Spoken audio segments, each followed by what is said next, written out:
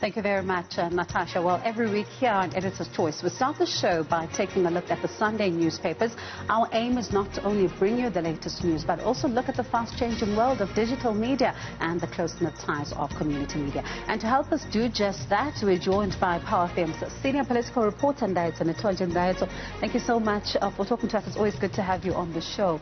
Now, we start off with the Sunday Times. It's interesting what they chose to lead with today, which is accidents and all of that, but an interesting story on page 4 where it looks like there's still lots of tension when it comes to the ANC itself. You've got Bogiwe Zwane, who is a chairperson of a portfolio committee in Parliament, attacking one of his own comrades in the ANC in his capacity as Justice Minister Ronald Lamola, saying Bongani Bongo will never have a fair trial as long as, you know, he's there. And it's interesting that all of this is happening at the backdrop of what we saw yesterday.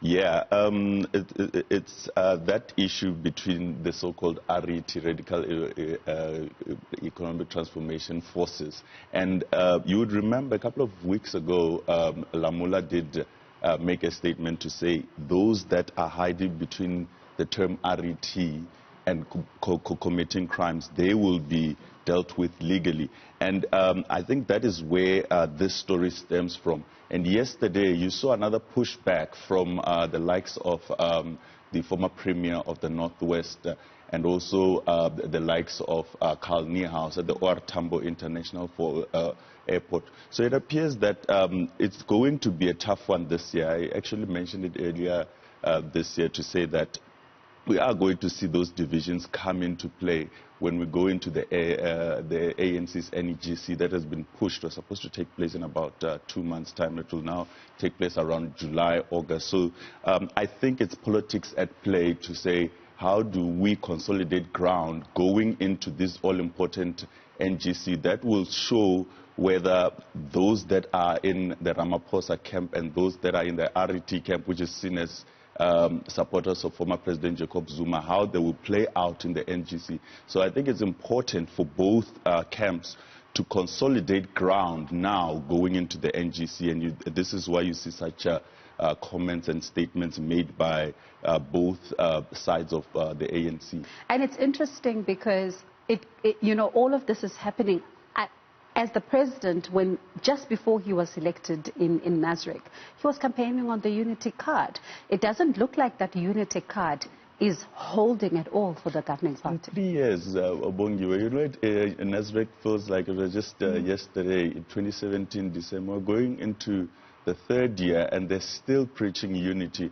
One would have imagined that a year or so down the line, maybe 2 at the most, the ANC will come out united. But the issue, I think, more than anything, is that even though the president may preach the unity card, you've got the brazen corruption that happened in the last 9 years or so, and he has to deal with it. And unfortunately, some of those that are implicated in that corruption cannot come and now be unified with those that are dealing with that corruption. I don't think it will happen that you find a united ANC. It's going to take many years. And former President Jacob Zuma coming back yesterday, a big fanfare at the airport there, and him talking about how he's not afraid of jail, you know, and then seeing people like Mzwandile Masina, who's also been very vocal on social media, talking about this very issue as well. But it was not a surprise that he got that welcoming, and also that he got to address his, you know, his own supporters. Yeah, but I was there and I sat and I looked at the Zuma that I know. You would remember that I was down in the Pietermaritzburg High Court where he would address gatherers every time he came out of court, and that is not the same Zuma. The man looks very sick. I mean, even the suit that he was wearing, it appeared to be hanging on his body as opposed to you know, how he would look normally. And you could see that he was sick, but he was combative when he spoke. But he didn't speak for long. I was counting. It literally lasted no more than 4.5 minutes. And that is not the same Zuma that we have come used to. But he did mention that 10 years that he spent in jail under the apartheid government, and he went as far as saying if this government, so he was making, you got the sense that he was making reference to the government that is led by President Cyril Ramaphosa. If this government wants to put me in jail, I am not afraid to go to jail, and I will go to court when I feel better. Images of him came. He was, I think they also have a picture of him here on the front page. On the front page, where he was wearing the shades. And many people were asking what the issue is. Whatever medical procedure that he underwent has affected his eyes. So when he gets into sunlight, his eyes gets affected, and he was saying that is the reason why he was wearing the shades. When he took them off, that's when you could pick up that he is actually sick. And I want us to stay with that story and look at what some people have been saying on Twitter, because it has been the story that, continued to dominate the headlines. You've got one of those there, Kamabona, saying, I have no problem with people who are supporting Jay-Z, that's Jacob Zuma, but it smacks of ill discipline for some ANC members to still say he's still the president or commander-in-chief. People must get over Nasrec the same way people had to get over Bulukwane and stop sowing divisions. Hashtag Zuma returns there, that's Kamabona there. And Alitaha saying, so Zuma put us through hell for 10 years, stole from us, captured our state and destroyed our SOEs, but here he's dancing at the airport. He has no shame, none. Put him in jail now. Enough is enough. That's Alitaha there talking about those allegations against former President Jacob Zuma. Moyozi saying, like many Zimbabweans, people only realize that Mugabe was not their biggest problem, and South Africans are waking up to the fact that Zuma was never their problem. White monopoly capital is the problem. It manipulates the economy to suit its agenda. Hashtag Zuma return.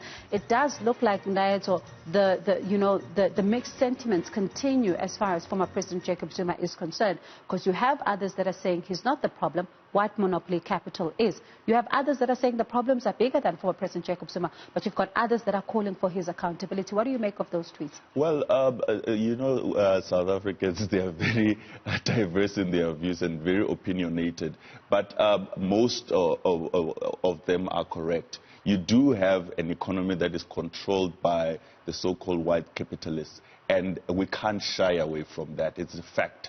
But when you come and preach radical economic transformation, it does not mean that you should do it in a brazen way that borders around corruption. Now, I think that's where the lines get blurred, because when, as much as we want to go and empower most of the majority of South Africans are black, it must not be done in a way that appears to cripple the state. And what we're dealing now, and what we're still going to deal with in the next 5 years, is that the corruption that happened under the blanket of radical economic transformation, and how we need, unfortunately, Bogiwe, get the white monopoly capital to come into play, because without them, the situation that we're seeing economically, I doubt that it will change anytime soon. Definitely interesting times as we head to that NGC there. Ndaedzo Nethonzhe, who is the senior political reporter at Power 987. And that is what your papers look like today.